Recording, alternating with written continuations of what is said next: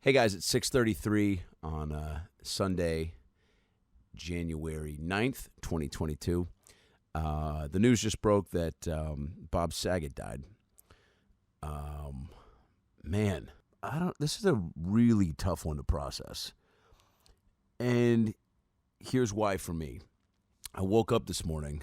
First of all, I've been blessed to be in the presence of one of the kindest people in entertainment, and for that matter, on planet Earth I've ever met. He did the podcast when Brad and I were doing it back at my old place on Laurel Avenue next to the Laugh Factory. Could not have been nicer, funnier, sweeter. And then I did a couple charity gigs with him, and Brad has as well. And I mean, as funny as he is, nice as he is, kind as he is, lovely to be around, and someone who just loved his job. And man, when people just have so much humility and appreciation for their gift and what they get to do, and want to share it, and are just, kindness is so underrated. It's so fucking underrated. Like, man, treating someone with kindness goes such a long way. It just is lasting impressions and relationships that can be formed, and you take kindness with you. It's like a superpower, I truly believe. When people pass that shit on to you, and it goes into your veins and your blood, and you feel it, you pay it forward. You pass it on. It's like this fun game of tag amongst humans that really, I think, is transmittable. And Bob just exuded it 25/8. But this morning I woke up and immediately, like the first thing I clicked on Facebook, like a mom, immediately right to Facebook. Ooh, Pam's got some new recipes. And I saw Bob with this beautiful post about what being on tour meant to him right now, and being on stage, and how much fun he was having. Was throwing some love to my boy Mike Young, who's been on tour with him for a handful of years now. A sweet dude, hilarious. And it was the first thing that popped up, and I read it, and it started my day, and it filled me up with so much optimism for the day.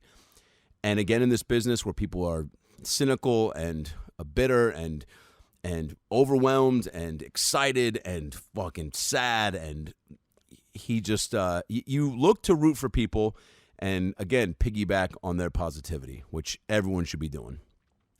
And I started the day with a fucking bang this morning, because I woke up, clicked Facebook, and this popped up, and I'm going to read it right now.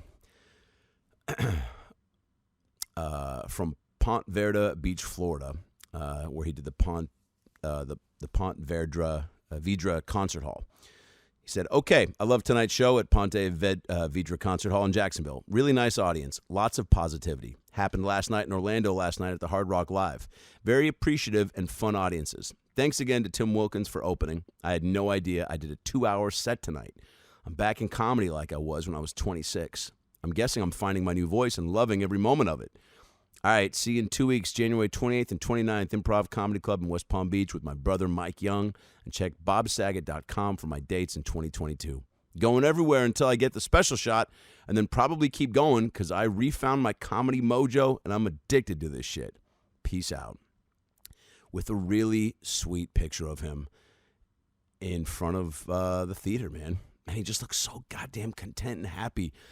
And you need that. Everyone needs that, and you root for people to feel that. I felt it hit me, man. It got me to the core when I read that this morning, as it does with reading about his passing. He just, I felt so good because he felt so good. And I guess it's also, I know how nice of a guy he is, and how, again, sweet and kind he is, and how much joy he's brought so many people. And you root for people to do what they love and enjoy doing it, and to be happy and healthy. That's it, man. That's what life is. That's it. Find something you love doing, do it a bunch. Hopefully it's bringing joy to many, and do it as long as you can. And share it all with the people that matter to you. And Bob did that times 10. So wanted to replay the podcast Bob did with us, which you'll hear in the intro that Brad and I do for this episode, how fired up we were. I mean, we were just so beside ourselves that he came to my shitty little apartment and recorded the podcast with us. It was just a treat beyond treats. And the episode came out March 27th, 2014. Brad and I have been doing the pod for less than a year at that point, I believe, and maybe a year and a half. But this was definitely a big get for us. We couldn't believe it. The episode's tremendous, and rest in peace, Bob. You did it right. You just did it with a lot of joy, man, and it was felt every time anyone crossed your path. Thanks for the memories. Thanks for the kindness. Thanks for the laughs. Enjoy this replay episode of the About Last Night podcast with the great Bob Saget. Hey, it's Herbert. And you're listening to the About Last Night podcast, you slippery little son of a bitch. About last night.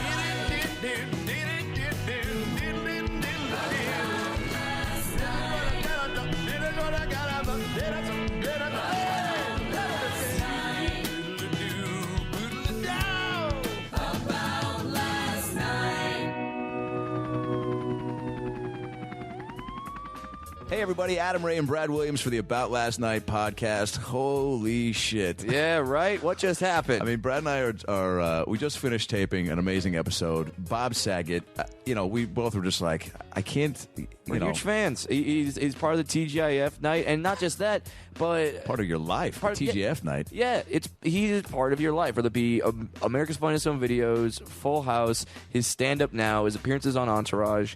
I mean, Bob Saget is part of American pop culture, and we interviewed him. Oh, the reason, America's Funniest Home Videos is the reason, first of all, that, it probably gave the creators of YouTube a pretty good idea of, like, how to make some cash. Yeah, it's like, hey, we could show people getting kicked in the balls. Yeah. We can do that. Bob, in this episode, not only reminds you how much you love Bob Saget as a human being, but man, you just get great insight into his comedy brain, and the some of the stories that he tells are we get into a lot of them. Then some of them he touches on that set up why you should buy his book Dirty Daddy that's out. I'm gonna buy it. I'm sold based on this. It comes out April 8th. Yeah, and I mean there were some stories he wouldn't even get into because he's like, you just got to get the book, and I will just for that. There were Full House stories. There was stand-up stories. There was stories about his personal life. And yes, if in case you've been listening and you know the backstory, we did talk about Stamos. So we got to the bottom of that a little bit. Yeah. But just a great episode. We'll just get through our plugs and then we'll get right through it. Please follow me on Twitter at FunnyBrad. You can go to my website, BradWilliamsComedy.com. This is a special date. It's coming out on Wednesday. So in 2 days, March 21st to the 23rd, I will be at the Brea Improv with feature act Adam Ray. The About Last Night show will be there. So those are maybe the most fun shows of the year for hometown. Me, because performing with you is always the best. Yeah. Because your crowds are great. And it's hometown, and that club is great. And it's like, to get to people who don't know the importance of having a buddy on the road to perform with, A, it's like you and I both enjoy each other's comedy, so that's fun. And then B, it's like you get to hang after. Yeah, we get to hang, and we get to do drunken videos in my condo afterward, which they go viral. Yeah, it sounds way more sexual than it actually is. But so come see me there. Come see me at the Comedy Club on State Street in Madison, Wisconsin, March 27th through the 29th. And then Tampa Bay, Florida, I'm coming to you April 3rd through April 6th. I will be at the Improv in Tampa Bay. Follow me on Twitter at Adam Ray Comedy. All my tour dates, AdamRayTV.com. March 20th, I will be at Ohio State University with Workaholics Adam Devine. March 21st at Cornell University, also with Adam. And then Saturday and Sunday, I will be at the Brea Improv with Bradley Williams. All right. And then next weekend, April 3rd through the 5th, I will be doing Big Sky Comedy Club in Missoula, Montana, and then more tour dates, San Diego, Irvine, and, of course, Las Vegas. The Tropicana, I'm headlining the Laugh Factory in Vegas, Viva Las Vegas! All right. For the first time ever. Brad's headlined Vegas many times. Yeah. So he knows how special It's fun. this is. It's fun. It's going to be a good time. You're going to go there, and you're literally going to see your name in lights, and it's I can't. It's going to be sweet. On a Vegas marquee. Yeah. That's like. It's a mind fuck the first time it happens, and it never really gets old. So congratulations, Thank you, buddy. buddy. And you can go see that. And also continue to support the podcast by rating it on iTunes, telling your friends about it, tweeting us, tweeting about it. And if you want to... Hashtag about last night. Yes. Please, as much as possible. We do read them, and we do retweet them very often. We retweet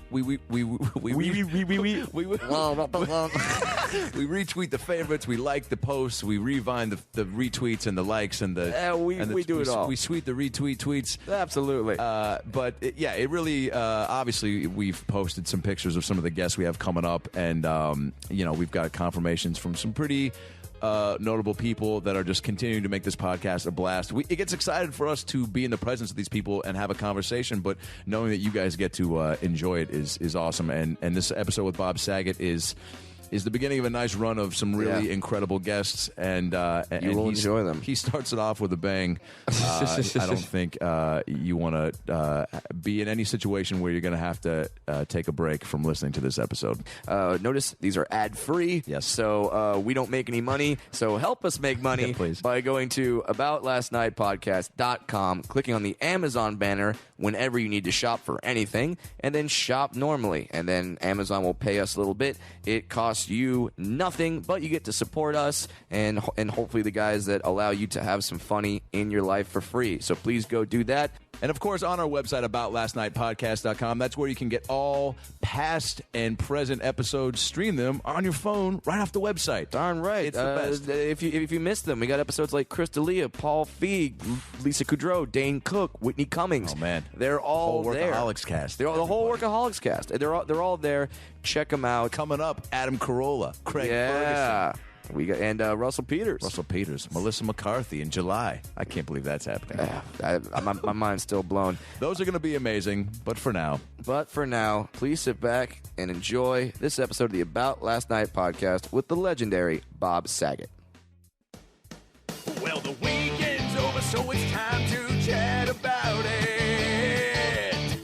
Got a midget and a Jew, so why don't you sit down and listen to our dope podcast during lunch, dinner, or breakfast. Brad Williams and Adam Ray are here for you any time of the day. So come on and treat yourself right.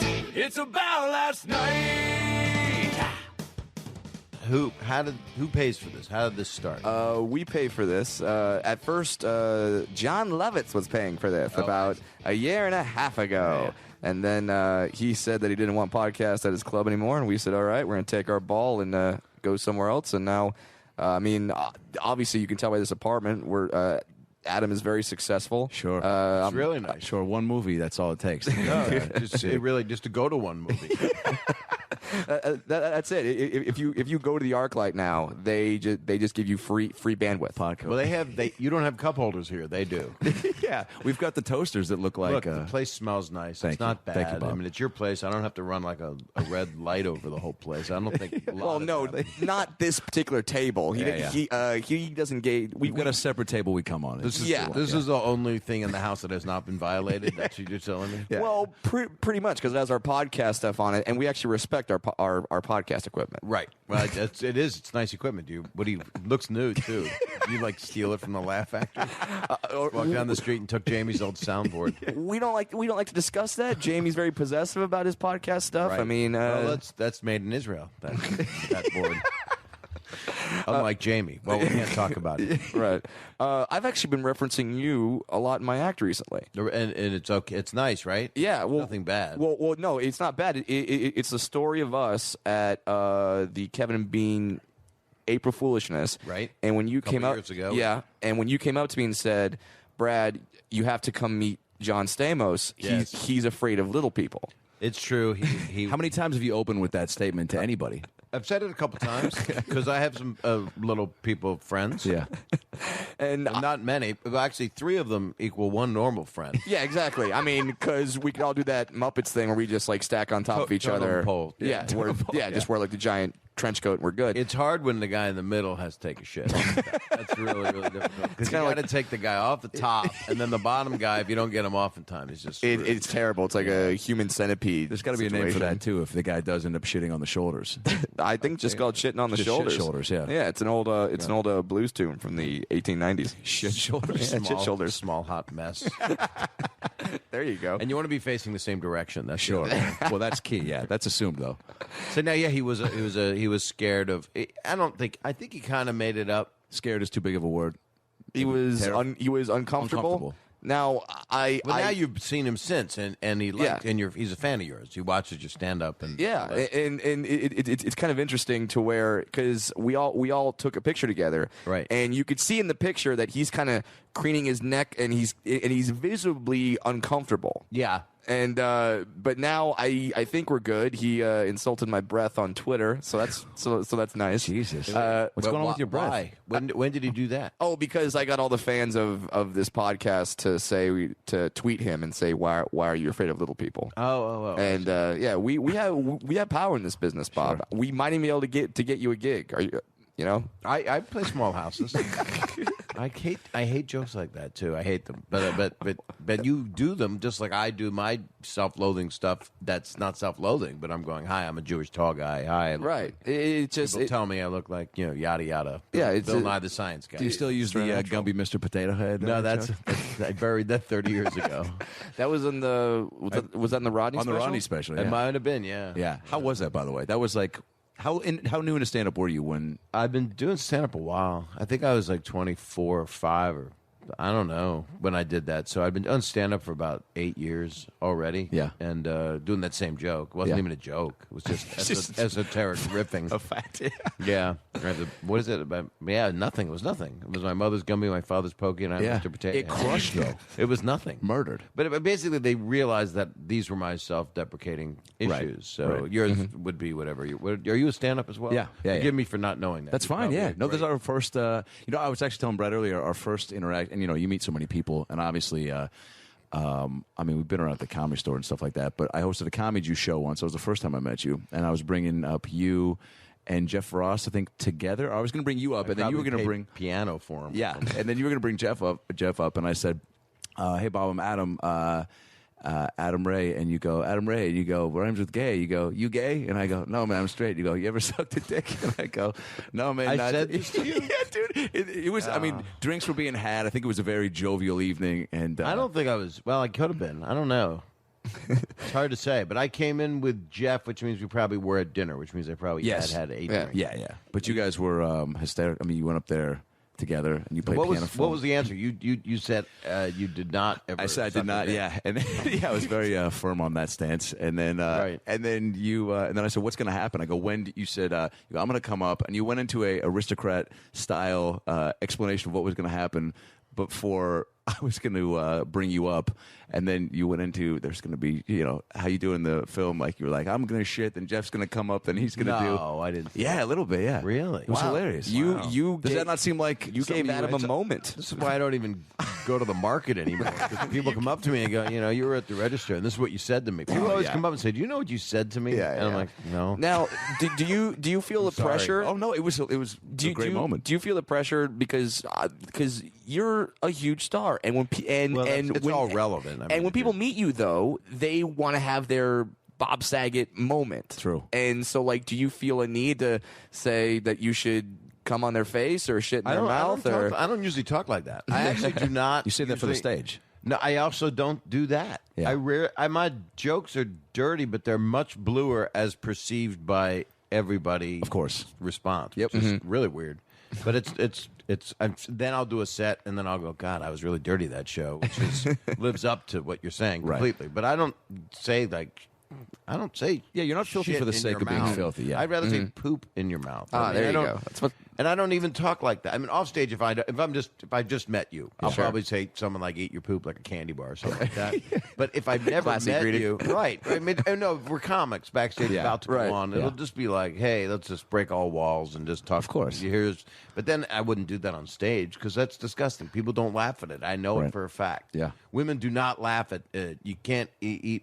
You don't. And no one wants to hear about it. Yeah. Especially if they've got some crappy club food sitting in front of them and they're picturing eating a candy bar. Yeah, that's not good when they got the spinach and artichoke dip and then you start talking about bodily fluids. Well, if there's a spinach and artichoke dip in your bodily fluid is now this is what I'm talking about. Your bodily fluid is very thick and it's green and it's not just. I mean, it means it's got something. You've got an infection because if it's got a creaminess to it, then you really could. You got to see a doctor. You could be. Odds are, if spinach and a creamy dip are coming out in your urine, you're gonna die. You're going to die soon. Yeah, if So you're you need peeing to go- creamy dip, something's not going right. I think that we can tell people that it's a public service. Most of what I do now is just public service. Yeah. and you offer that to many people through health advice, humor, Yes, and I go to various forms. I go to clinics. I do a lot Okay. of. I go where people need bed rest. I go where I've been actually in a lot of hospitals lately, which it's not something I'm proud of. I just go to do it because I had to. I've had some sick people I had to deal with, and I also want to get teed up in a hospital when I get sick in about 40, 50 years. So you want to like get that ready. I want to find out who the hot nurses are. Sure. There you go. See who's giving you the hookup for Jello? Yeah, Past Jello time? And I don't even want to eat it. I just want them to just rub it on me. I just want to have a. Well, yeah, you have the hot nurses rub the Jello on you, and I'm pretty sure that's a fetish tape for somebody out there. Well, you know why? Because there's always room for it. Now that's the kind of joke that would get no Well done. response. Well But done. that's not even a response. Might as well just No, have a that's- podcast. No, you guys gave a big response. Yes. But I mean that required no response. I'm sorry, I'm off. I wasn't really listening. I didn't hear your applause. I didn't know I was getting a positive reaction. Was there a time when your material did though shift to? Because I remember the first time I saw you do stand up at the Laugh Factory, and I hadn't seen any clip or anything yet, so I didn't know what to expect. And then, Well, this is a long time ago, probably. yeah, maybe I- like 5-6 years ago. Oh, I've been doing it Yeah, for a while. Yeah. Oh, but you just had. but 'cause you're so young. because I started doing stand up 7 years ago. How old So, are you? 31. Oh my God! If I was 31 right now, What'd you be doing? Banging your girlfriend? You would be. Well, I don't know if you have one. I don't have one around here. It He looks like- might. Does it look like I have one? He might Looks still be like- banging her. I wouldn't Do put you it have past Bob Saget. I don't know. No, I never would. I'm a monogamous guy. I would never Okay. cheat on anybody's person. I've made mistakes in my life, but not anymore. Yeah. It looks to me like your mom still lives here. That's what it looks like. I've seen. She has helped decorate some I- of it. Maybe he's banging your mom. Who knows about that, Adam? Right? I live single. I lived near here in Yeah. Hollywood once. And Yeah. if you got a tufted chair, and you're single. You can't do anything in that chair. That's not your special whack chair. That's like How do you know? That's like when you're at the dining room table. That's my grandpa's chair, and I didn't know what to do with it. My mom was like, "Do you want to take it?" Are you When- Jewish? Yeah. So you've had deli on this table, right? sure. That's where the oldest person sits with a plastic plate of deli, and they just It's sit a requirement. They just That's sit there. That's a chair that nothing sexual will ever happen in it. I hope that not. chair's a cock blocker for me. That chair keeps any sexuality from entering my brain. I feel like I'm at a shiva in here. Well, we wanted you to be able to concentrate and not just have a raging boner looking at two good-looking guys. So That's true, and I've actually never. The only time it's not a raging boner, but I would say, you look at a certain guy in a movie, and Sure. I'm not going to say just anybody, Mm-hmm. I'm talking like Walter Matthau used to do it for me, and Pre or post Dennis the Menace. Abe Vigoda, always. Abe Vigoda. Well, that's a classic. Well, he was fish. And fish turns me on. If you say it, if I smell it. That damn Snickers commercial where he's playing football. That's just like a porn to you then. With the Abe Vigoda? Yeah. I don't even know this. Oh, he's in a Snickers commercial where he's playing football and he gets leveled, like he gets tackled hard. Oh, now I'm remembering. Yeah, and then he like eats a Snickers and then he's 25 or something. Oh, that's good. Yeah. He's a sweet guy. I worked with him once. He was just so nice, and he doesn't move when you're near him. You think he's dead, but he's not. Oh, no kidding. Well, Just like a wax figure, huh? It's hilarious. It was a roast of Matt Lauer in New York, and I flew there to do it and roasted Matt Lauer, and it's in the afternoon, and I kept saying cut to Abe Vigoda, and he didn't move, and they showed him, and I said, "That is just a still. It is a still picture," and he died like years ago. He's just sitting there. Literally, his mouth was open. Birds could have flown. Oh God! What were you going to say, Brad? I cut you off. I'm sorry. Oh no, it's fine. You went off on a hilarious tangent that was. Don't you dare compliment me. Does Matt Lauer have a good sense of humor about himself? He's great. Yeah. I think he's great. I checked his prostate because we were going through a midlife crisis thing, and yeah, he's a really good guy. Yeah. Very gentle. Who was that? Who was that roast for? Was it That was for Howard? Matt Lauer. It was at the Hilton in New York Hilton. Okay, so was it just like a Friars Club thing? Like it wasn't like a lot of. It was not televised. It was like the one that they did for Jack Black that I hosted. Okay. That I was the roast master or whatever you call it. I'm always curious when people that like aren't in like I mean Matt Lauer's a TV personality and like known for having a sense of humor more or less, but not specifically in comedy. So I'm always curious those people if they are able to not take themselves. So like Barbara Walters, I'm curious if she could handle a roast. She can definitely take a punch, and I know that because I was on The View. And I punched her, and Well, I mean, she asked for it. I'm guessing. well, she's in show business, so Yeah. you know, it's very hard to be a woman in this business. So she it's part of it. she recently revealed on air that she still uses a vibrator. Holy shit! That's amazing for cooking. Yes, as a whisk. She didn't say specifically. Right. She makes pancakes. Yeah, exactly. I mean, to stir the batter. All Yeah. you got to do is beat it. You know, those are the kind of jokes that is the reason why no one wants to host that video show anymore. Everybody's quitting. They're running away. You must have felt. I mean, having the quick jokes like that because that was what your act consisted of. Yeah, It's When you got- puns. Yeah, it's a lot of double entendre and pun. It's really just kind of Groucho was the influence, and it was just then it was my own acerbic stupidity, and everything has a root from something else, as you know. I mean, Yeah. something's rooted in someone else's comedy, and you don't mean to do it sometimes. Right. Not just the joke, but the style. So Did you have a hand in writing the America's Funniest Videos jokes? I did. I wrote it with two Canadian guys, Todd Thicke's brother, Alan Thicke, who still produces and writes it today, and Robert Arnott, who used to write the Smothers Brothers Show. And Oh, shit. No A kidding. lot of television, a lot of variety television. And I was smart enough to know that I was on at 7 o'clock at night on a Sunday night. So Yeah. Right. there ain't too many. Understanding your ain't time too many slot's dick key. jokes. yeah, you But can't they really were do that too much. groaners. There's a lot of groaner type jokes, but that's what a clip show is. I was hosting a blooper show. How far could you push the envelope with something that was? We did actually, but nobody cares. But now if they watch them, like I'll look at Twitter now and someone will go, I can't believe Bob Saget did this. And it'll be, I had a boy, I said, I want a kid to be dressed as a centaur, and I want him to be 14, and I want him to be shirtless, and I want half his body to be a horse. And I want to, the reason we're going to do this whole thing is so that we can finally get to the point of, okay, well, when we come back, first I'm gonna ride the centaur boy over to the other side of the stage. And he says, "Okay, Bob, ride me over, Bob." And so we did all of it. We did like 3 minutes, and whole. It was an hour devoted to animals and how funny Okay. they were. So I wanted a centaur boy, a shirtless young boy, As you do. as I have. Sure, That's every Hanukkah wish list. Yeah. it was kind of like a Spartacus blooper reel. And people just recently just sent me that and go, I can't believe you did this. This is why? And that was why. And I would say things like, you know, and Tosh is like pretty much the best at it, I guess. Yeah. But I did stuff like that, but nobody heard it. I would say these clips are going to spew into your face faster than you can get an oven mitt to wipe them off. You know, just like. But that was the roasting. But I had that. You know, if the sound was off, I looked like I was your dentist. So right. there's some nice young That man. and you had that delivery of everyone's dad, and like And I was only 30 when I got the gig, so I no was kidding. everybody's Now- young, weird, creepy dad. That's so funny because the look really did. I mean, the fact that you said spewing in, like just the way right your there. demeanor was on right paper.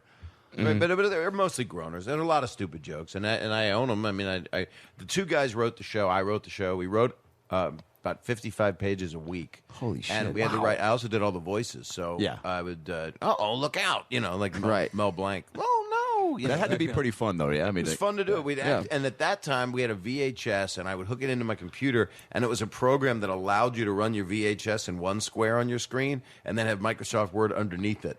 So we didn't even have like Final Cut or anything, or any script Wow. program, and we would be watching horses, you know, getting horses getting kicked in the nuts, and I'd be, oh no, and I'm writing it. No, it needs 3 more H's, and I'd be all proprietarial about the keyboard. It was all No kidding. I mean, So much more work. And this is like, and this is not on some cable access. This is ABC, right? It was like, yeah, and it was prime kind of, time. It was beginning of YouTube. I mean, it was Yeah. it was before that. It was just it was really cool. But then I'm aware how the jokes were quite painful for a lot of people, and I used to apologize for it. Now I just, Tom Bergeron had the greatest line. He calls the show the annuity. That's what he calls it. Oh, how do you those jokes? And it's like, yeah, but he didn't try to be a comedian on there. He tried to be which is good for a him. traffic cop. Yeah. and he's a very, very good guy. But you know what though? You own you own those jokes so much, and you had that look on your face of, I know. Yeah, Like- that was always it, and it was helped me too. It was a lot of that. I'm friends with Craig Ferguson. I love Craig. And I just Craig- did a show Thursday, stand up. and I best. want to see that. Yeah. Can you run it? Do Right you have now? it right now? They pushed me to next week because Kristen Bell's interview went long.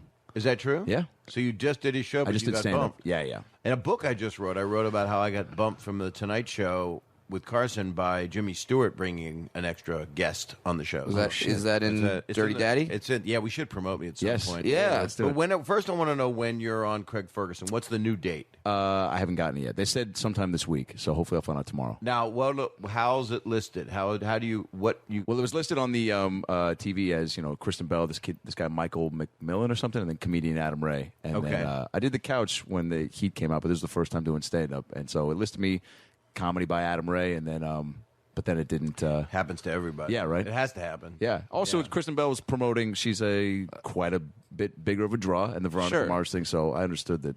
Obviously, you get a couple more minutes with her.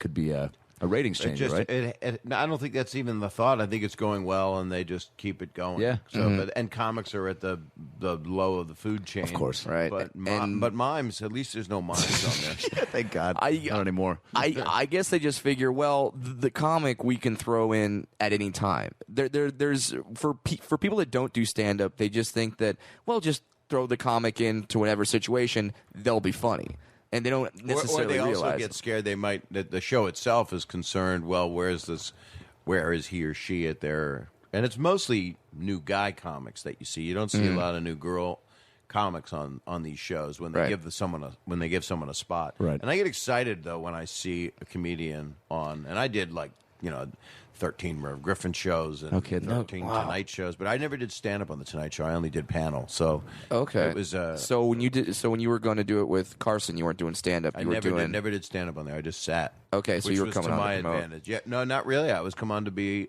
At that time, they would have you on if you were a funny person, like a funny young guy. Like the Okay. older version of me was Charles Grodin would just go on there. He would be in a movie or not.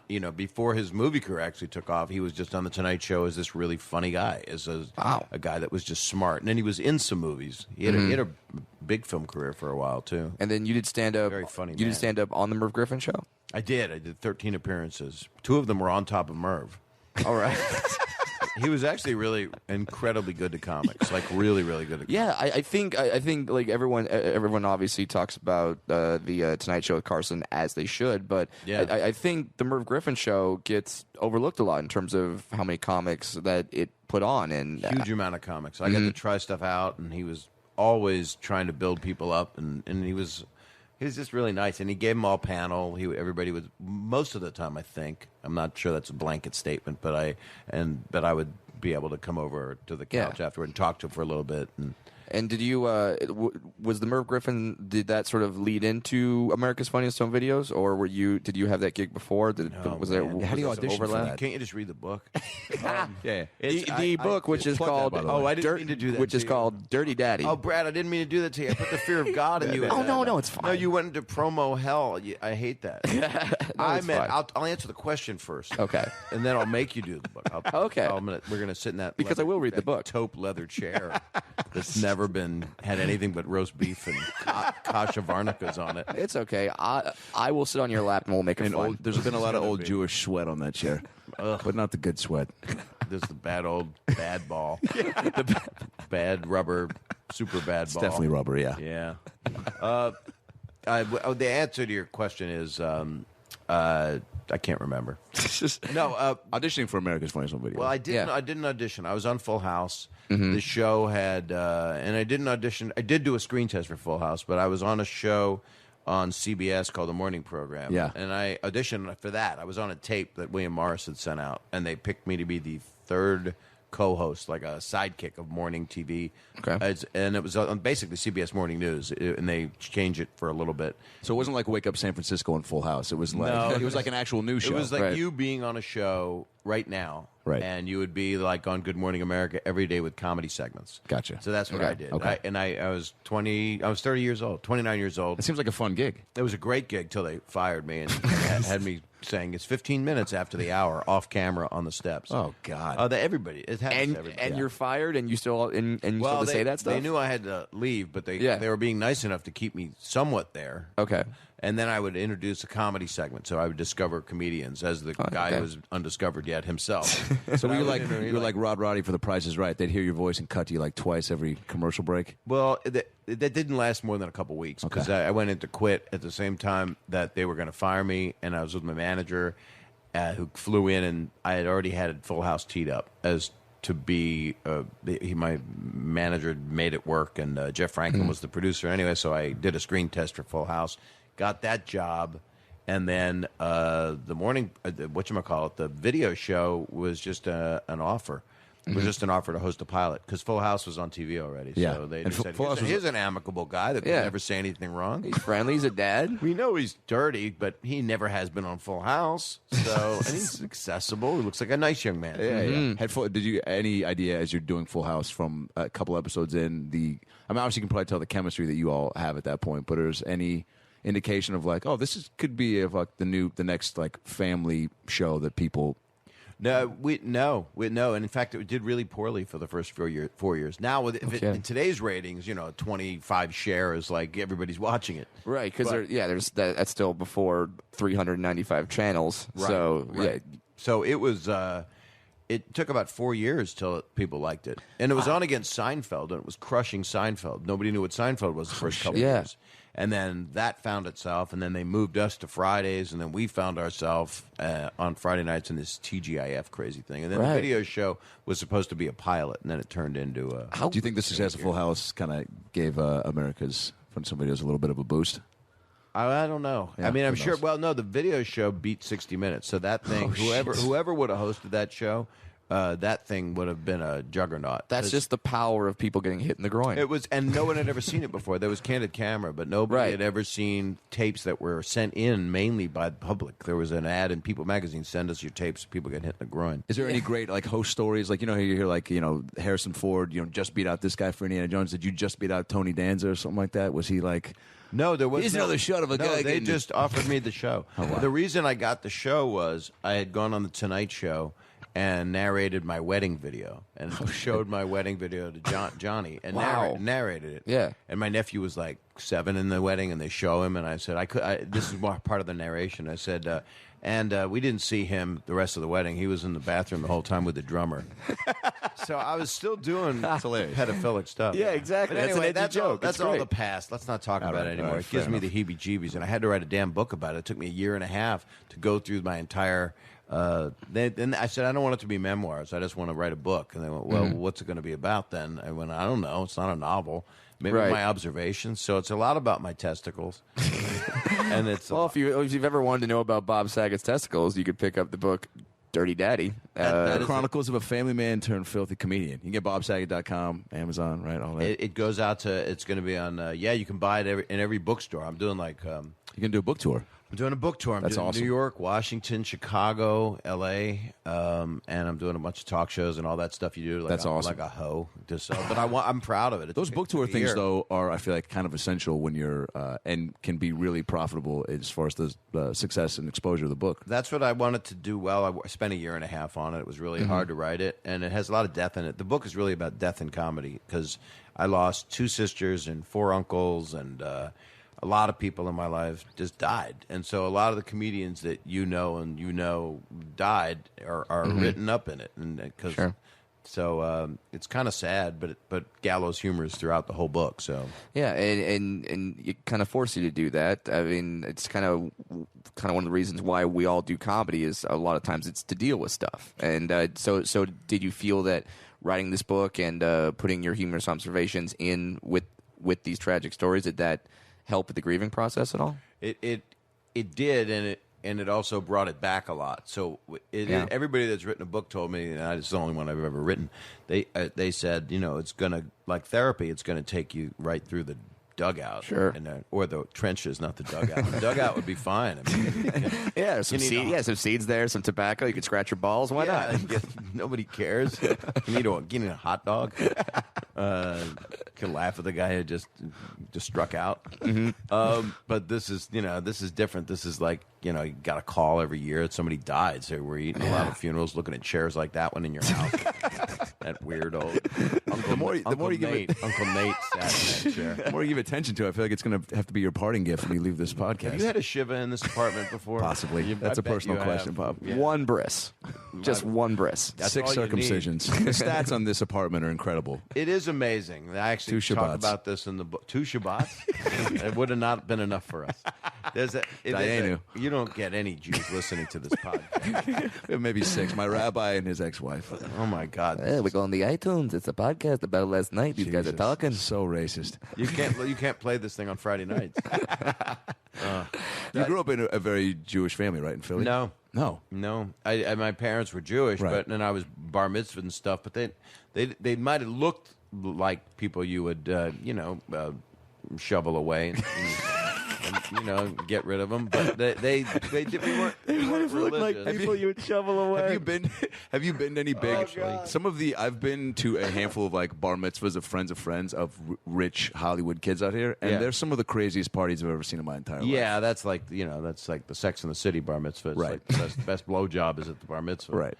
But that's I stopped doing that. that was my move.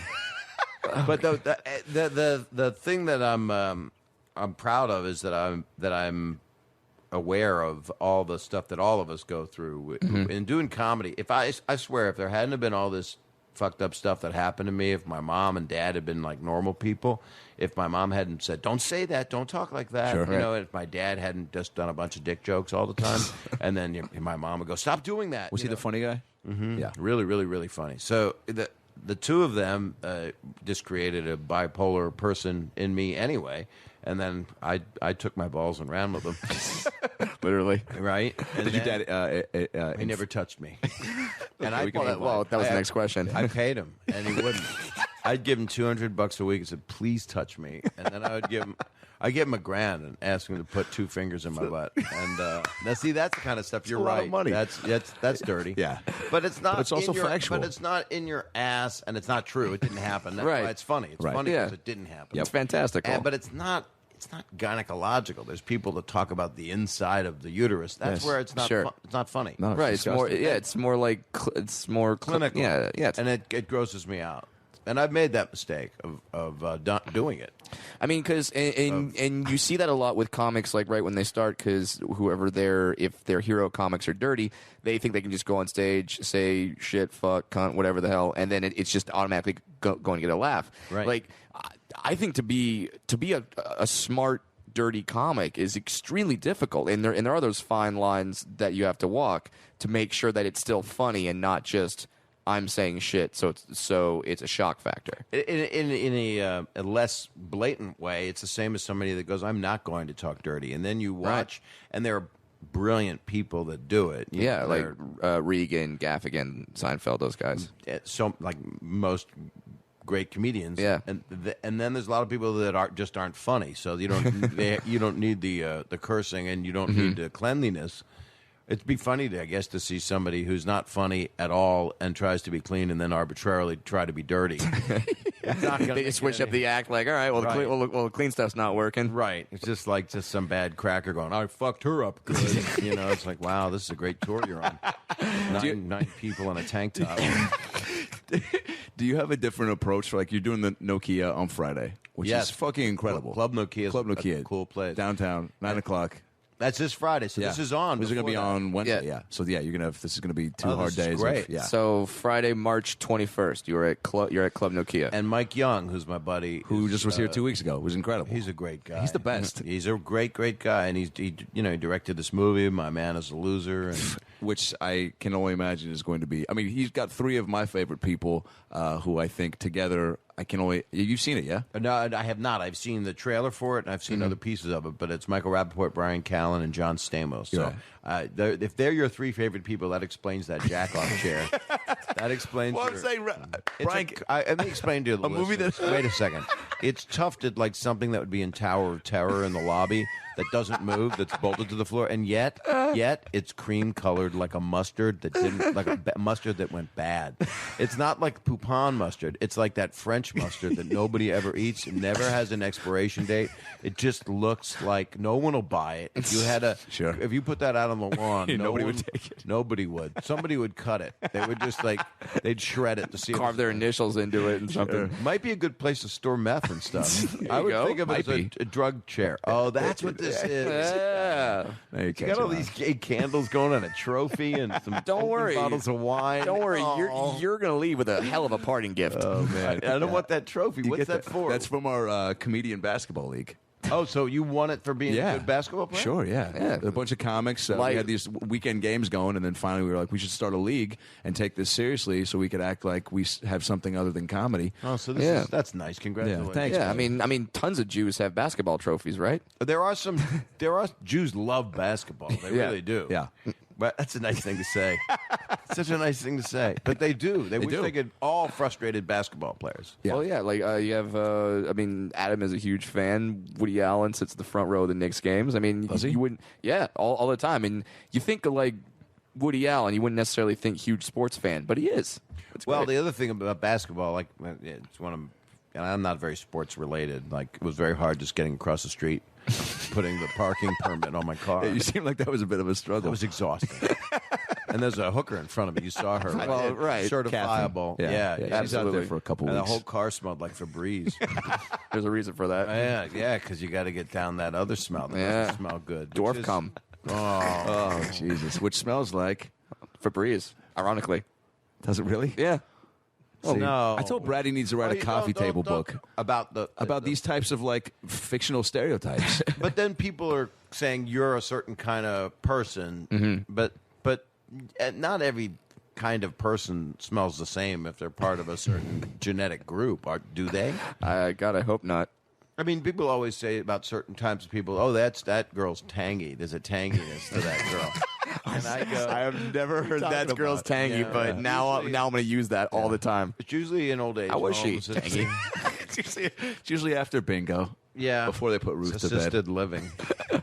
Was there you were just kicking it with Mike on the Entourage set? It was when I was Yeah, texting we went about. and visited that thing. Those are all friends. Have done that show a bunch. Yeah, that's Happy they're making the movie. It's nice. Yeah. It's going to be that. I think people. What do you think it is about that show that people outside of Hollywood love so much? I Well, mean, it's really, it's funny because the show's about guys that are chasing the dream, and the dream is really meaningless. It's shallow, it's nothing. But that's not what happened. It became an idolization of it. Yeah. It became something that the guys in Jersey, they go, "Yo, man, you're doing it," and they really, and that's kind of the show's characters. They're so likable, all the guys. If you like the show, Yep. as I do, I'm Love kind it. of a bitch for it. Yep. That you want them to be living the dream, and Vincent Chase is just walking around. Adrian doesn't know what the hell's going on, Yeah. and he just walks into everything and falls into everything and believes he's going to be the biggest star of all time. Yeah. And that's the craziness that there are people like that here, and there's a lot of people in show business that are like that, and it works for them. They to have that kind of naive confidence. they know they're stepping into it. They Yeah. know it, and it's not even. And their ego and their id are gigantic, and if they got the looks and they don't have that chair. It'll be great. Now, when you get that call to be on Entourage and you're playing yourself, Yeah. but I mean, it's like a hyped up version of yourself. Right. It's a little disturbing just because you have family members. Sure. Is there even a moment where you hesitate to go, "Oh, that's going to paint me in this light," or do you just trust it? Oh, I people actually know made that's- it. I made it more in the book, Dirty Daddy. Yeah, I there you talk, go. I talk about it. I talk about Hal Doug Ellen, who wanted me to be in the thing and be myself because he knew me as a stand-up because he started out as a writer and a stand-up. So he had first said, the first cameo he asked me to do on it, he just said, I want you to just come on and, just be real aggressive with girls and talk, really chauvinistically, and don't worry about it. Just do that badass side of yourself that's not real, but you kind of put it on and make a joke out of it. It's like you being a nice, likable guy and then acting like a Dice. Right. And I'm sure, I know Dice is very gentle with women, by the way. I know that because I've helped a few of them out of the hospital. But that's not true. Good disclaimer.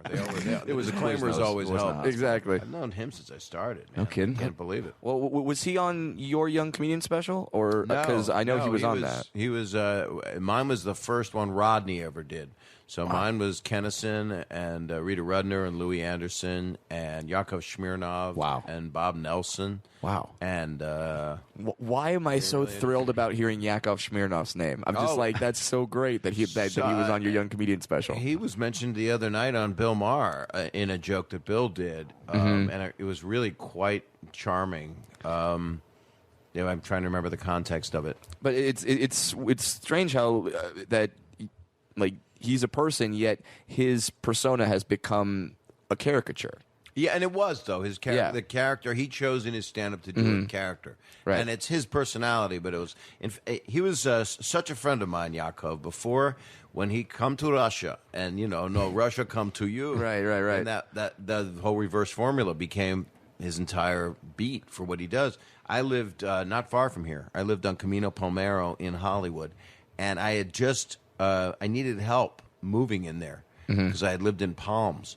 And my new neighbor was Vanna White. I just met her. Get out. And another friend of mine... Do you like my new shrubbery? Would she kind of gesture to it? Well, the joke was we would hear her with her guy at night going, give me an O. Oh.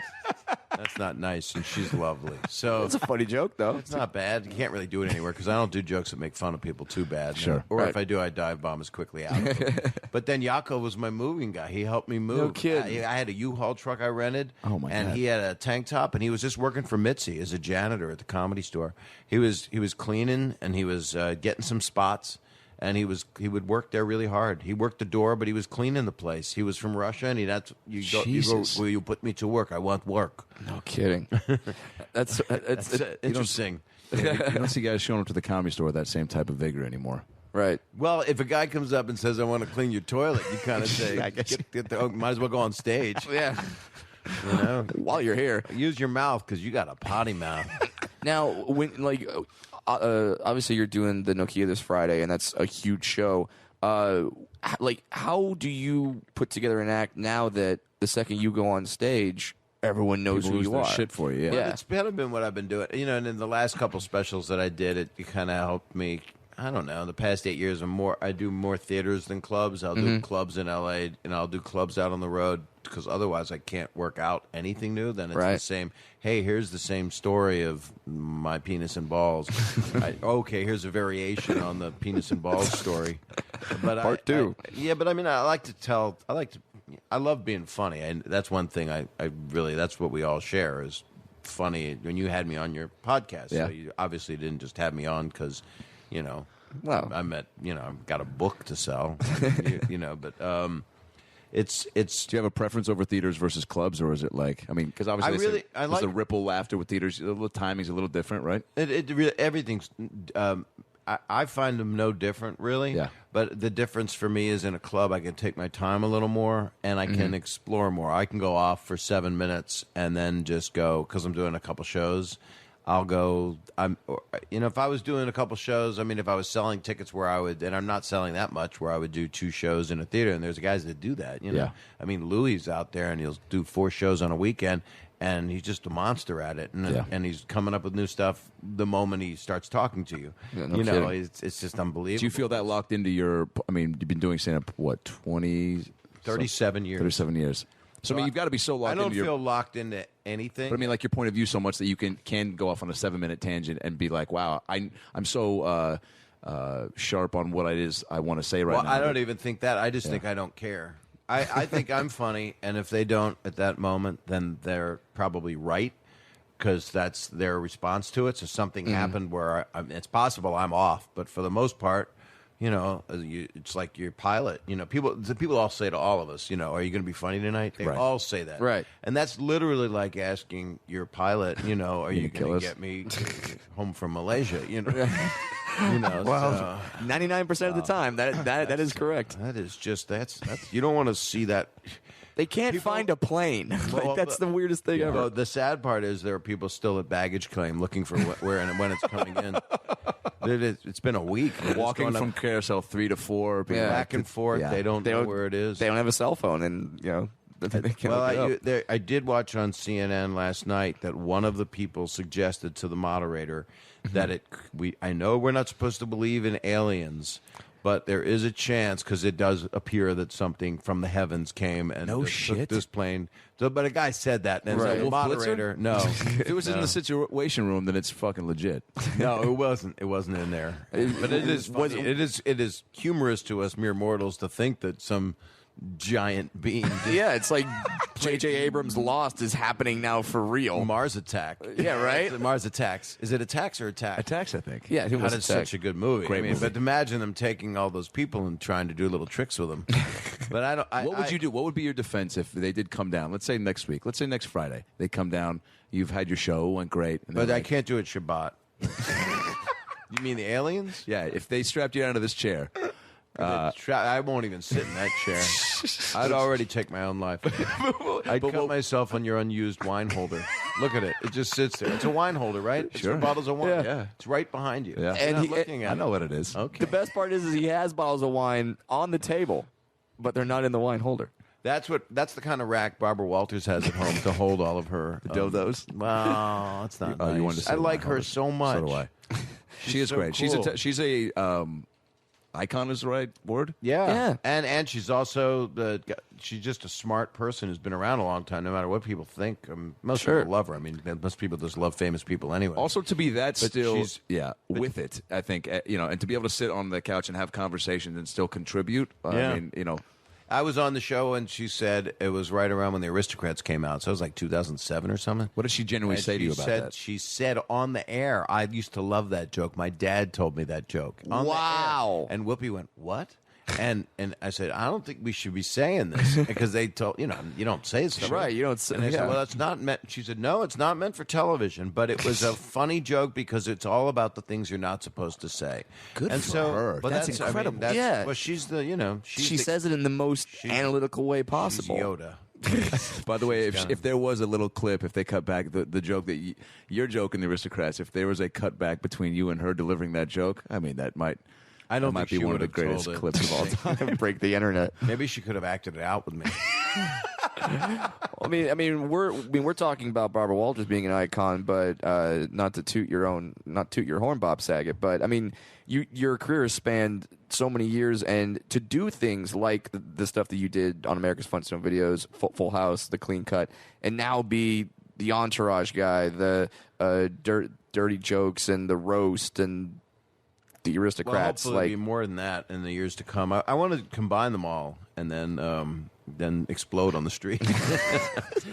It is amazing though, because obviously in this like business how tough it is to stay relevant and to keep what it's like and people want to brand you. They really do. yes, That's what, and lock you into something. Yeah, and you've not allowed yourself to. Well, I don't know what I'm doing. I mean, there's a bunch of things Sure. coming my way right now, and I'm not sure what I'm doing. I know that I'm writing. I know I wrote this book. I know I'm promoting this book, and then I know I'm going to Australia in May. I've never gone to Australia. That's I'm right. going to do stand-up in Australia. They love American comedy. Yeah. I love Australia. You're going to fucking murder that place. I don't want to do that. I just want to entertain the people. You want me to wear like fatigues and put on Bob Saget night coming gear? out. Yeah. Why is he wearing infrared gear? But I'm doing theaters there. It's a Live Nation tour. Will you It's come with- called the Dirty Daddy tour because I think my book's going down there because There you go. HarperCollins is sending me to English-speaking people, which is a really good choice because I barely am translatable in this language. Will you come down with any sort of Australian Disease? I will. I'm sure. I'll have little. How many koalas will you put fingers inside of? I will not touch an animal. That's what I'm trying to teach people: is don't touch animals. And koalas have those long, sharp nails. They would rip that chair to shreds. Do you remember that old Geraldo joke about the guy who said it was amazing where it was the kid the woman was like, I would let my son have sex with anything as long as he was happy, even a koala. And then one guy, he said that joke and spoke up and was like, yeah, but what about the fingernails? And he's like, really? That's where you like the whole fucking the koala in itself wasn't enough for you to, and then you just think about. Damn it! I missed it. He's not alive. He was he was so funny. The best. It's my favorite. When I got roasted and I was so scared of him. That was the person I was so frightened of. No kidding. Well, because like he would put such passion. Like when Geraldo did the Larry the Cable Guy roast, and he yells in the microphone, "Why are you so successful?" Yeah. Like, and he does that with the way that makes you go, "Oh shit, that's real." Yeah, yeah, and you know that he's not going to take the jokes from the writers. He's going to do his own thing, and he takes no prisoners. Yeah, he's going to cut as hard as he can. He told me I looked like the Vlasic pickle store. With that long, pointy nose and those granny glasses, you look like the Vlasic pickle store. And we started to become friendly. I talked about this in the book, Dirty Dad. Good. There you go. All of this comes out April 8th, by the way. Okay. I know you. We'll give extra plugs to it on the episodes. It's coming out in hardback, softback. You can rub the softback. It becomes a hardback. It's coming out in contact lenses. You can butterfly it, saute it. It's going to be on iBooks.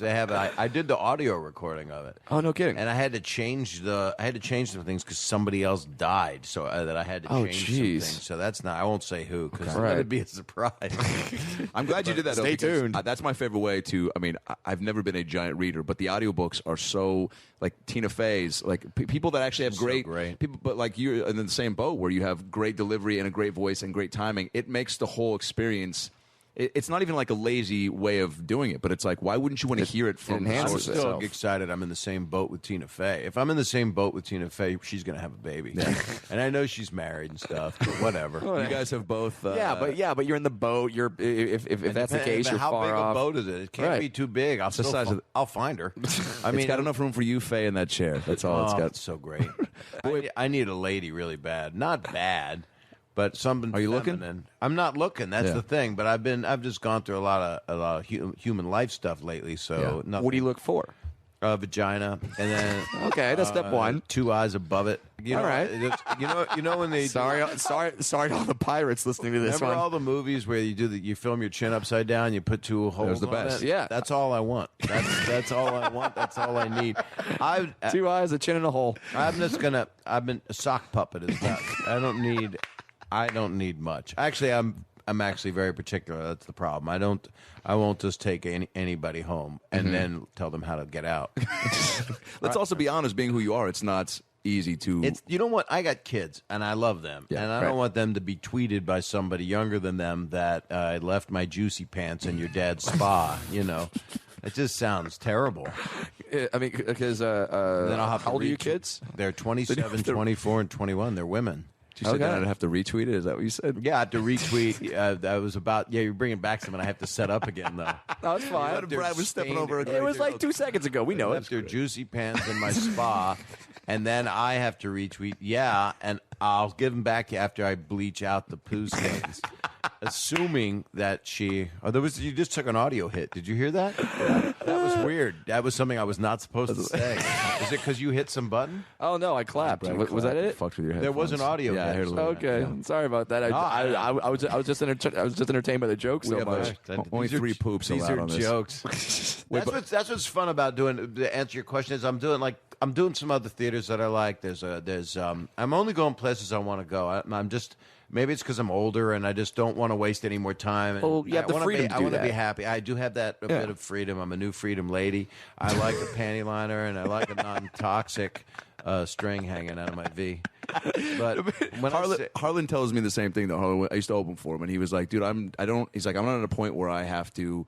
I only want to do the best places, and I don't want to go places that are close and where I want to go." And it could be a club, because some clubs are places that you love. Like, some comics don't. You think you've gone and done a club, your life's over. But there's places like the Comedy Works in Denver, or there's Helium in Portland, and it's just Great a place. clubs. If you want to work on your stuff, I personally am not a guy that can go do it in front of a couple thousand people. I want that to be. They're paying more money. I want them to see a little more of a finished thing. Right. And I dress my package up even a little better. Wow. You're higher up on the stage. Little You Febreze. don't want your junk to be, well, it's not the smell. I just don't want it to be framed poorly. Sure. Because in a club, you're down low. You could have your sack hanging out of one of your side of your underwear. Sure, and then just the first 2 rows would know, and after that, you're you good. could have your pin sticking out of the open hole in the front of it. That's the only reason it exists, not to pee out of it, because a lot of comics do that premise. Why's the hole there? Why don't you just pull it to the side? Right. The reason it's there is so you can keep your pin out all the time, so it can always sense for danger. It's actually meant as a probe. And it's that much closer to the your outside of your pants, or not outside unless your zipper's down. Oh, I did a thing for somebody. As a favor, and I walked. You pulled their zipper down? No, I walked out of the toilet. It was a film shoot, and I walked out, and everything was out. I didn't know it. I didn't pull my zipper up. My underwear were just boxers, and my dinger, and it's not the most impressive thing in the world. Everything's out, just out. And like open and just look at, and she said, you might want to close your zipper. And then my friend told me that she was going to think about that the rest of the night. She was like obsessed that she's not getting laid and all this stuff. Well, so that's what she's thinking about. That was her Bob Saget moment. It's like Groundhog Day for her. Saw its shadow and it was on the side of her beard. Poor thing. Did anybody have you know that trick people used to do where they used to put their finger through their zipper hole and act like it was a penis? Oh, yes. Yes. It took me a minute because I got scared. The finger dick trick. I didn't know what you meant. I thought it sounded like you were putting your finger into someone's urethra. Yeah. Oh, yeah, that's what I do. Yeah. Did any ever I wish shove a pointer finger inside? trick. the If pee your hole? urethra, by the way, is bigger than, like most guys, whatever regular or normal size penis is, Sure. if the Sure. urethra 12 and a of half a inches. guy, whatever it is, it can be real, it can be fake, but if Right. the urethra is bigger, Oh God, you know, like it's my worst nightmare. it Waking is up with a bigger urethra. it's like one of those little change purses that that's the hole. Oh, God. All urethra. If that's all, you know how much that's terrible. The only good thing about it is you could clean it with a pipe cleaner and stuff, in case it got, you know, you went out and went into places you shouldn't be going. I'm sorry. I'm so sorry. No, why are you apologizing? We're laughing. I wanted to say. I want to get back to the roasting thing though. Like, because you said you were scared of Greg, but I know I've seen from the. Oh, but you were audibly. I'll answer that. Yeah. The stage manager I actually know of that roast, actually. Then Joel Gallen's the producer and the director. So Joel, the stage manager comes over. We're with a headset, and he says, and it's in front of the whole audience. These are when things are under production. Yeah, and sure. They're Commercial break or live, before. taped for live. Yeah. So people spit out things they don't mean to spit out. And the stage manager comes over, at first assistant director, and goes, Joel says, try to look like you're not horrified. And the whole audience everyone could hear it? Everybody. Oh, and I my was God. Like, I said, thank you. What? Just tell people in the stage next door. And, Right. And because, Greg sat down, and then I sat back, and then I just started to laugh. But Greg was one of the only people, he and Brian Posehn on my particular Comedy Central roast, that I wasn't friendly with. And I didn't really know Cloris Leachman, but every other person that was on my roast was actually a friend of mine. So does it make it easier to Stamos take? That's why I did it. Okay. Yeah. It was, I needed to have, and they just did that, I think, with the one that they just did for James Franco. Yeah. It was a fun roast. Yeah, there was- because they were his I loved friends. it. Yeah. And that's it's a nice thing if you're going to make fun of people.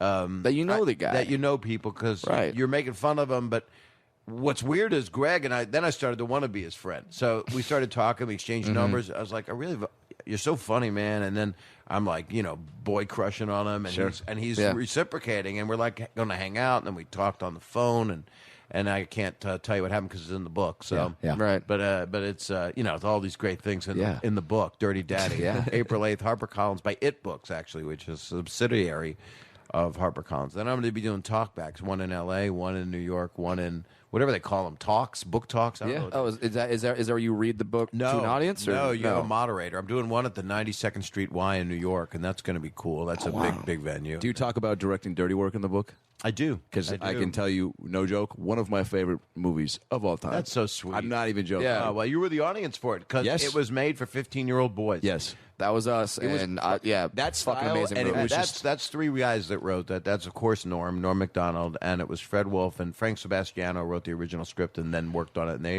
They went to the bullpen to really Quoted it kick the shit out for of it. years after this. Yeah. 4 I mean, minutes it was, missing from it. It was an R-rated movie, and I had to cut 4 minutes out of it, and I'm not happy about it. But I'm not going back in time. How was that whole Except experience on this though? interview?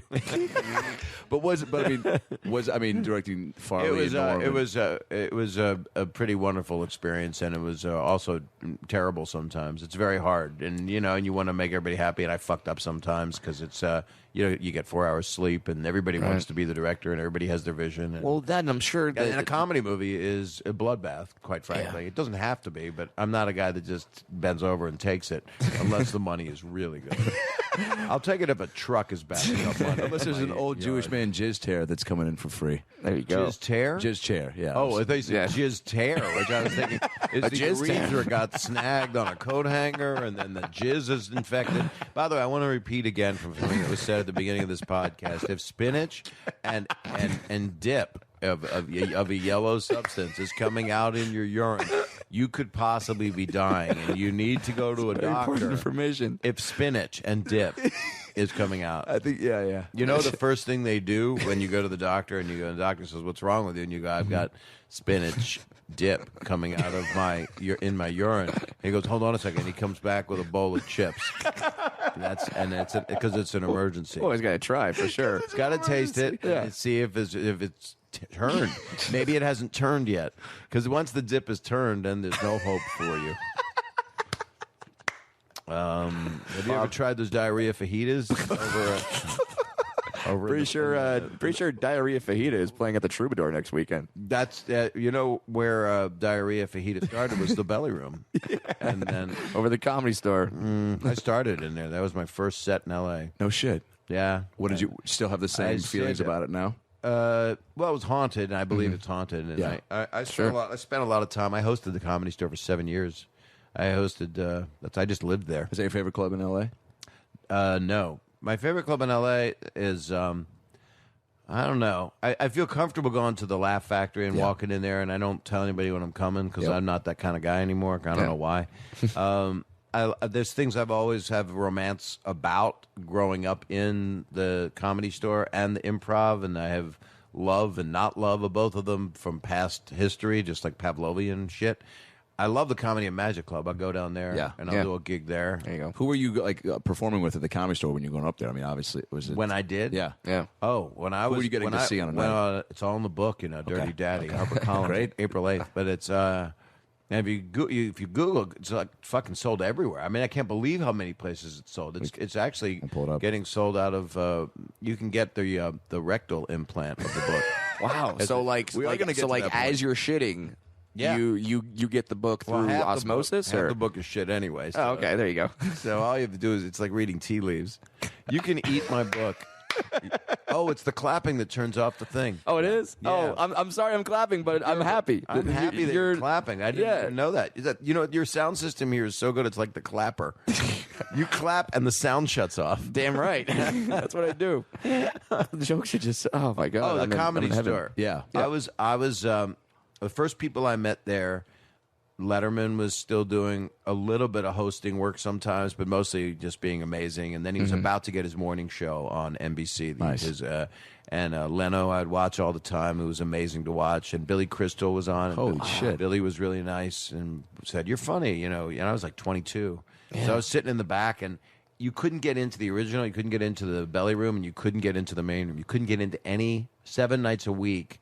You couldn't get into the building. It was that mobbed. And I mean, Well, I mean, look at the names going up. I mean, Pryor was going on. you Yeah. know, What was it like watching him live? I mean, just it was, it was a gift. I mean, it makes me feel bad about everything I do but it also sometimes I go, wow, so that's what it's like to channel just talking to people. Right. And, there was, he was the king for a reason. He was, Absolutely. they would give him Robin would put the cape on him, and they'd put a crown on him in the main room one night. do you And go to the- Robin, before he got Yeah. Mork and Mindy, Robin was getting a show called, it was George Schlatter was doing Laugh-In 2, the sequel to Laugh-In, and Robin got that. And that was like, people were booking things, and Jeff Altman was like the guy to watch. And, Yeah. and I was just this kid. And it was, it was everybody. Carson would go in a couple times, Oh, and shit. Red Fox would go up. Not a lot. Those guys Yeah. didn't go up a lot, but they came in. I mean, as a young comic, 22, are you aware of the moment that you're in? Well, I got no pay at the time. We got none, and I didn't. And I'd made a decision, and Mitzi was really nice to me. She said, you should not go to film school. I came out here to go to I got into USC grad school. I'd won the... That's where we both went. You Yeah. did? Yeah. And look at us. Well, Trojans, yeah. Now we're all sitting together doing a Apartment podcast. with candles and a schmegma chair. But what time is it, by the way? How long do your podcast? We got about 5 more minutes. That's all? Yeah. Do you want to do more? No, we can go for 15 more. Perfect. Let's do it. If you're allowed. Yes, Absolutely. we are. Yeah, You we don't run want to out stop of, it. You run out of hard drive? No, I got plenty, baby. Things are going good. Yeah. Sold the matching chair that used to sit there. Hard drive for days, Bob Got the Saget. typewriter from Barton Fink over here. But it was... I don't know. I'm very appreciative that I went through the change I went through. I went to 3 days at USC. You guys graduated USC? Yeah. He graduated. I graduated from the acting school, and still paying him back. That's that's understandable. But it was great training. I came from musical theater, so it like had to strip all my bad habits away of being really big. that bad habit I had, being straight. I was one of 2 straight Guys that turned. There's nothing wrong with that. Absolutely. I quit football to play Danny Zuko in Greece in high school. You did? Yeah. Yeah. That's where I my had college gay essay panic on. when I came into this apartment. But I... Oh yeah, you see, but then you see him and me. You're like, okay, I don't know what kind of thing I'm walking into. Well, right now. I walk in, I'm just thinking apple boxes. That's what I'm thinking. There's no other way this is going to get going. Actually, I mean, it's not going to be a London Bridge thing, more like a Leaning Tower of Pisa, but whatever. well, you could run through him a few times. Sure, absolutely. But, you're such a funny comedian. I didn't even get to that. All we're talking about is me, and I'm just riffing about it, and you're praising me, and I'm taking it like a guy, well, that's all it. Well, I'm but just you've like, earned it, though. fuck it. Nah. Yeah. No, but Bob, but you're very, very, very funny. When I met you at that... K-Rock thing, which is really nice. They gave the money to babies with AIDS and wounded warriors. Yeah, so I mean, that's not even an exaggeration. That's not an exaggeration. So if you're going to give it to those people and then put the likes of you and me up there to entertain the folks, that's there's something wrong with the world. You know what? But you're really, really funny. Yeah, Brad's the best. Thank you, sir. And you killed that night too. That was the night. Jay Moore went on after and said, "Let's face it, after Brad Williams, we're all playing for second place," and that's one of the greatest moments of my career. It's interesting because I'd gone on before that, so I'd already thought that nothing was to follow me anyway. well, yeah, because you had Stamos come out during your set. Oh, whatever, And then he does hold me up. He comes out during my set, and it's like they forget I even have cell memory. And people forget I'm even a person. Who is that thing holding the guitar next to John Stamos? People go apeshit. Mike Young told us the first time he met Stamos, it was a great story because to sit down for My Man is a Loser, and we were like, dude, I just envisioned Stamos taking one last bite of yogurt, throwing it to the side. There's no garbage can nearby, and a garbage can shows up and just catches his yogurt. He has that type of charisma. Yeah, you could hit him in the mouth, and all that white stuff just comes out of his mouth, and a girl comes over with a bucket to catch it. So he does yogurt to mouth film. So things aren't going that well for him now? No, he's actually doing great. I'm going to have lunch with him tomorrow. That's my name dropping for the day. Woo! It's a big name drop. He's a great guy. And he's like we're brothers. I mean, we're not... Yeah, you guys both shared an experience because... I mean, you were obviously working beforehand through the stand-up and the he shows. was working before me with television and acting. I mean, he was 16 when he started on General Hospital. No kidding. So I don't know what I was. I was a comic out in the clubs and got married. And he's what is he? 10 years younger than me, something like that. No, he's oh good. He's only like 7 years younger than me. Okay. Oh, this is awesome. I'm having a good day. And he loves. I always see him at the Comedy Store with you and Jeff Ross. And then on your roast, he was great on your roast. I mean, it's so awesome. He goes to to the Laugh Factory a lot too. He'll go anywhere we tell him to go. Does he ever want to get up? He's gotten up, but he gets up. He's on stage so much with all the Beach Boys stuff that he goes up in front of 100,000 people. So he'll play 4-hour sets.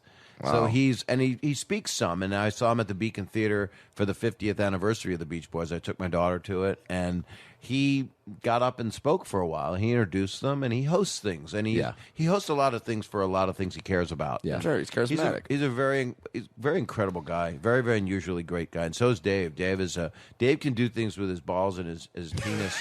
Dave, I'm not kidding. Dave is a grown man who wants to be the clean guy, and he'll take out his wiener out of a onesie. We did a Super Bowl commercial together. They gave him a red For yogurt, amazing. Right. Or you gave him a red onesie. They gave him one. Yeah. He took it home, and John and I were having dinner right after we shot the yogurt commercial, so it hadn't aired yet.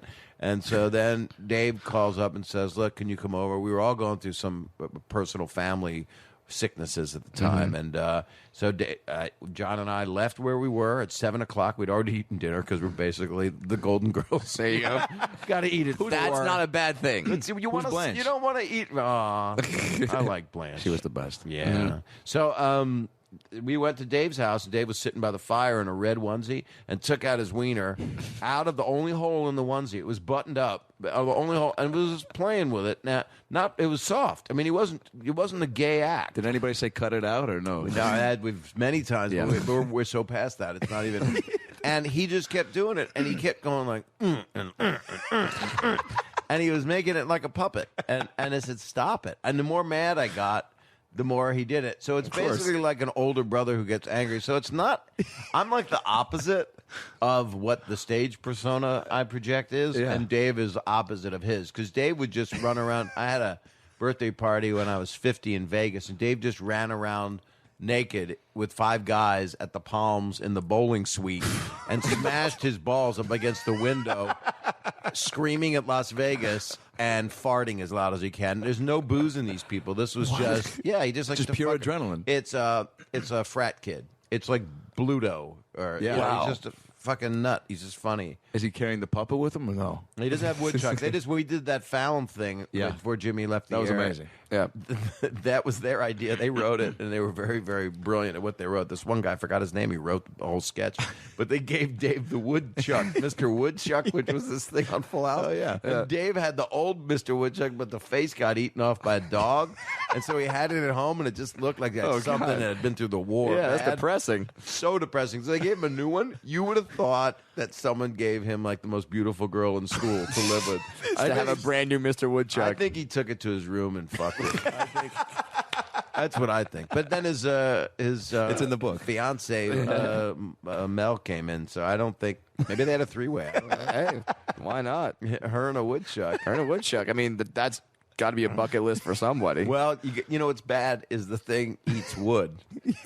It just says it right there. It's just right on. So Dave's not safe. No, not if that thing. What if that thing comes to life, like the movie Magic or Chucky, that kind of thing? Oh, shit. You do Chucky jokes in your act? I don't. Did you ever? Did you ever do that kind of thing? I played Chucky one time on Jimmy Kimmel Live. They had me. What a world! Yeah, right.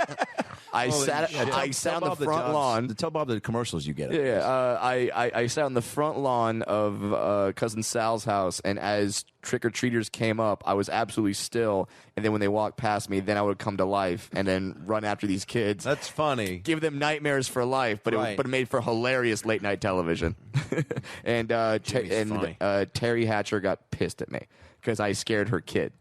Holy crap! Yeah, because they were walking through the area, and Terry Hatcher's kid. Oh, so you did this in a real neighborhood? Yeah, like they didn't stage this. This is a real neighborhood. Oh my god! Is it Googleable? Can I find it? I hope so. Yeah, we'll find the link. Yeah, exactly. Are you a fan of nuts. pranks like that? No, I'm not.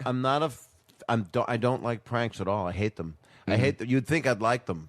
People are like, so, or people also want to show me pictures of their poo, and they'll like have it as their. They do. Who does that? Because I'll talk about something, or I'll talk about diarrhea for 5 minutes, just because it's a funny word. Yes. Yeah. Ask Harlan Williams. He goes diarrhea, but some people don't Diarrhea, like buddy. it. And then the Wookiee sound of diarrhea being made. Sir, over here. Can you have doing a show? He's so funny. He's the best. He's one of the few guys I can watch do the whole headline set every if I 'Cause it did a changes weekend so one. much. Yes, and Right. and even the bits that are staples are still like he'll add in a look of like there might be like that. Sir, doing a show over here, and then like, sir, have you ever done? He'll throw in the like. Have you ever? And he's doing it for himself. That's why I love stand up. That's why sometimes I need a break. Like I'm going to take a break. Like I'm taking a break. I go to Australia and then I'm booked in a couple theaters, but I don't really want to do it for a while. I want to do it like this Friday. I'm real stoked for it. Yeah. At the where am I? Nokia. Club Nokia, Nokia, downtown Los That LA. Angeles. stage Yeah. is as big as the house. It's such a Right. beautiful place. Holy crap! Have you ever been? You've been in there. I did a obviously. benefit there once for something nice, something that helped kids. I can't remember what, but I know it was nice and I know it was fun. So do you go? So you'll feel comfortable. You're not gonna. Are you gonna go early? I feel and- comfortable anywhere. Yeah. Well, I do a sound check because I play Yeah. music. Half my act is comedy Yeah. music. If I learned how to play guitar, I'd be really a threat. Well, I was nominated for a Grammy this year. I was just gonna Yeah, say that. But That's incredible. But Kathy Griffin won, and the key was she's better. She's Well, at least you're not bitter. no, I wasn't being bitter. I said she's better. Yeah. Did you think I said bitter? No. I say no because you said you're she's saying- better. you're saying at least you're not I'm bitter. not. Yeah, Yes, yeah. exactly. Well, she's so. I don't do that amount of. My God, she outputs. She doesn't. She put did- out, but she outputs. She outputs so much comedy. She did 2 specials last year, I think. She and this one was just audio. I mean, she really. What do you attribute that to? The amount she talks, plus the amount she thinks, plus the It's amount all of she celebrity. does. I think she does it so much, and the celebrity part of it. I mean, I've got, there's elements. I'm a bit of a personality comedian. Yeah. and I like to talk to the people, and I do think of it as a relationship, Yep. and I think that we're friends, so there's no nervousness. There's excitement when I go do a show. Yep. And she loves it. I know she loves it, and she's just in a good place. So. But She's whether people like her or don't like her, she's a force to be reckoned with. I mean, I respect her a Well, lot. having a following too, like it's. I mean, I feel like, and you're obviously developed the same I relationship got with your people with fans. torches waiting for me after the show, pitchforks and Hey, torches. is there a standard Saget fan though that you like? Is there, if you could create an action figure? Yeah, well, no, but there's people when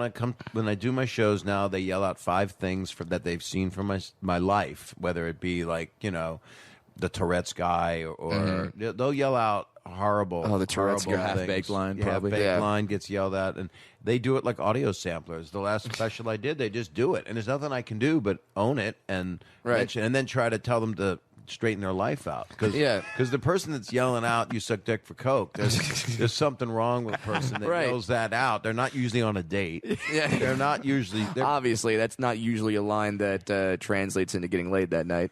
It's weird. I get stoners, but nice people. It's Mm-hmm. like I really like my audiences a lot. Sometimes they get really drunk, which I get concerned about because years ago I would get really drunk, and I Sure. just know that it can be bad because you can hurt somebody, Right. And shit your pants. Or as David Tell says, karaoke. That's one of the side effects. Bad things happen when you drink. Ain't no sex, karaoke. And